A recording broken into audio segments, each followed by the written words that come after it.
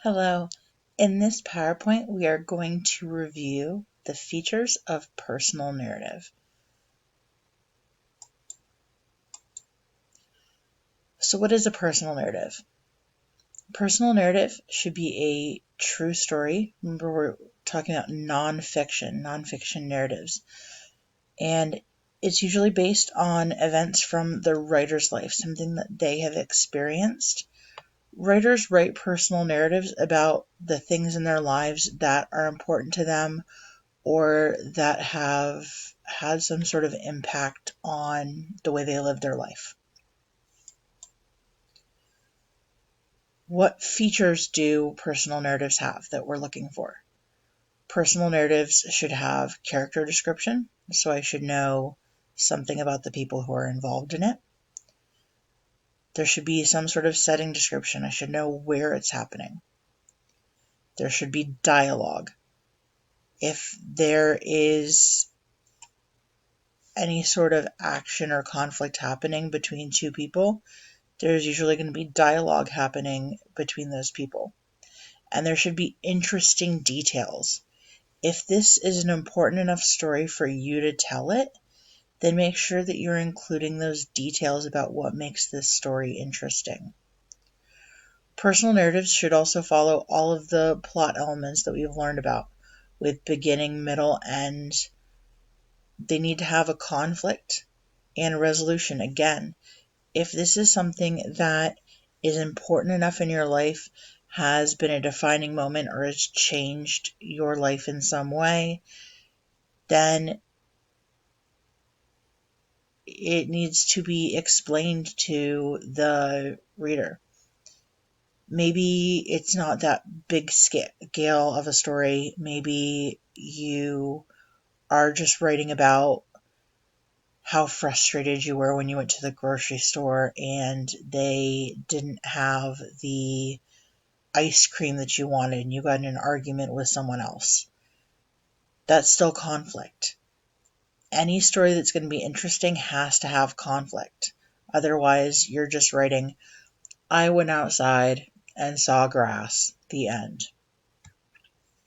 When you're planning these stories, think about what happened first, what happened next. How are you going to lay this out in a way that makes sense to your reader and tells the order of what actually happened in a logical way. When we're writing, we've talked about this, we want to start with a hook. We want to grab our reader's attention. So you've got listed here for you a lot of those different types of hooks that we talked about. You can start with some sort of fact.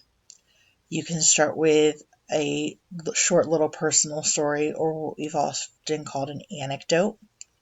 You can start with a metaphor, a surprising statement that your reader might not already know. You can start with a really vivid description. You can ask a question, or you can start with a quote. The idea of a hook is that you want to get your reader's attention very quickly and get them interested in what you're going to say. So whatever type of hook you're using should relate in some way to the story that you're going to tell. If you're going to tell that story about going to the grocery store and getting in an argument with someone over the last carton of ice cream, you would want to have a hook that related to it. Maybe ask a question. For example, have you ever had one of those days where nothing just seemed to go right? And then you could go into your story about how all you wanted was to just buy this one type of ice cream and you had to fight with somebody over the last carton. Or maybe you could find a quote about how wonderful ice cream is.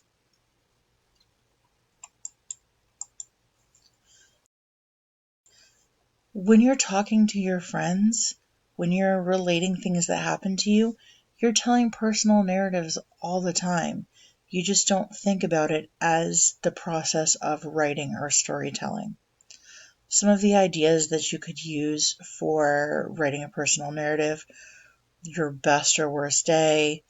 You could write about something specific in one of the places that you visited, something that happened that you really enjoyed, or something that didn't go well in a place that you visited, a time that you learned how to do something, a big mistake that you made, a time that you had to start something over, maybe on a new team or in a new school, a time you got hurt, a family tradition that you have, maybe for a holiday, making a new friend. These are just suggestions. You can write about anything that is a story you have in you to tell. Like I said, maybe there's been something recently in your life, like going to the store and getting in an argument about that ice cream carton. Maybe there's something in your life that happened a few years ago that you think would make a good story. Maybe you got a new puppy, or you got a new brother or sister. Maybe you moved to a new place and had to learn a new address and learn about a new school. Whatever you have personally experienced, those are the things that you pull from for writing this type of story. So what we have here is we're going to look at a personal narrative told by Dwayne Johnson, and this was part of the Oprah Masterclass series. And we're not going to look at the whole video, we are just going to look at a short transcript, but you can very easily look it up if you want to look up the whole video.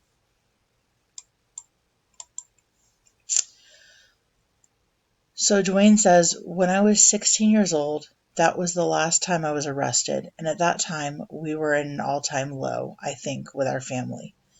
At that time, we were living in Bethlehem, Pennsylvania. I am already a pretty big boy, 6'4", 200 and maybe 25 pounds. I had a very bad mustache. I had a chip on my shoulder. Fresh into this high school in Bethlehem, Pennsylvania, Freedom High School. I wanted to use the bathroom, but I didn't want to use the regular boys' bathroom because the boys' bathroom smelled like smoke and all the other fun stuff that boys' bathrooms smell like. So I go into the teacher's lounge, and a teacher comes in. His name is Jody Swick. Tough guy. He says, "Hey, you can't be in here." I kind of pause, look over my shoulder. "Okay, I'll leave when I'm done." I continue washing my hands. I slowly dry my hands and I walk by him, and I kind of just look at him. I walked by. He looked at me but didn't say a word. He was fuming. I went home that night. I felt bad. I just felt bad. The very next day I found him and I went to see him in his class, and I said, "I just want to apologize for how I acted yesterday, and I'm sorry." I stuck my hand out. He looked at my hand. He looked at me, and he looked at my hand again. He shook my hand. I'll never forget that shake. He wouldn't let it go. He said, "I want you to do something for me." I said, "Yes." "I want you to come out and play football for me." I said, "Okay." He said, "All right, do I have your word?" "Yep, sure. You got my word." I didn't think much of it. I thought, I'll play some football. I like playing football. That's cool. I went out and I played football for Jody Swick. He was our head football coach, and he became a father figure to me and a mentor. I fell in love with the game of football. My grades got better, and I started getting recruited from every college across the country. College coaches would come in and say, "There he is, Dwayne Johnson, 6'4", 250, plays both sides of the ball, very aggressive." My thought process started to change. That's when I started thinking about goals and what I wanted to accomplish. So this again is just a part of Dwayne Johnson's story, but we have all those narrative elements in there. So we get character descriptions.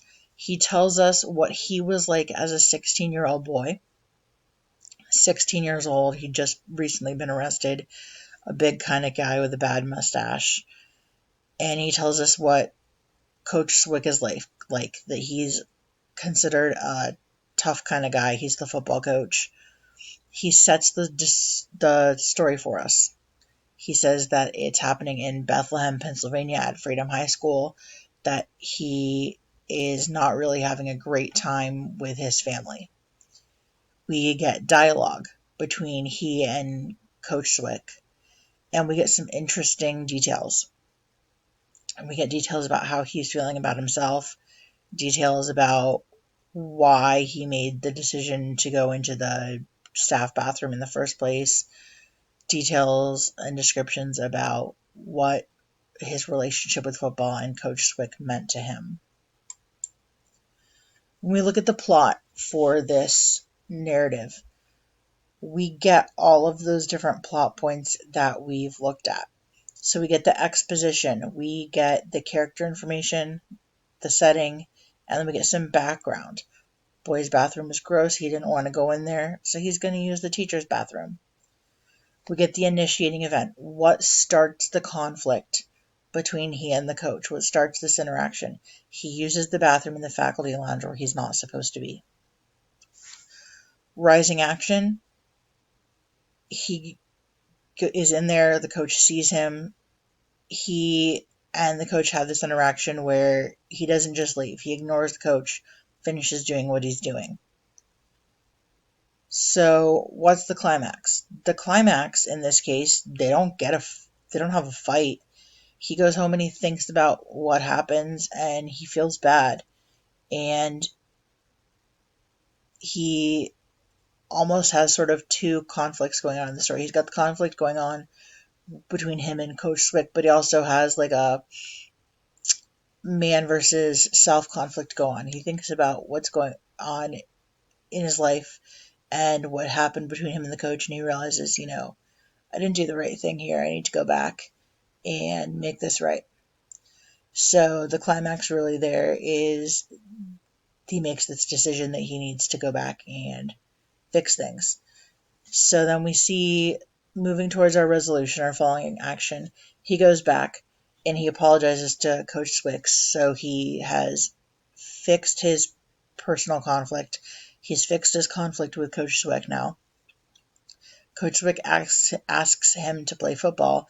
And then the resolution is that because he apologized to this coach, because he ended up building a relationship with this coach and getting on the football team, his grades get better. He gets recruited to play college ball, and he really begins thinking about his goals in life beyond high school. Whereas at the beginning of the story, we're looking at this kid who had just recently been arrested and maybe wasn't really thinking about having a successful life. So even though it's a very short narrative, we see that whole plot in this narrative.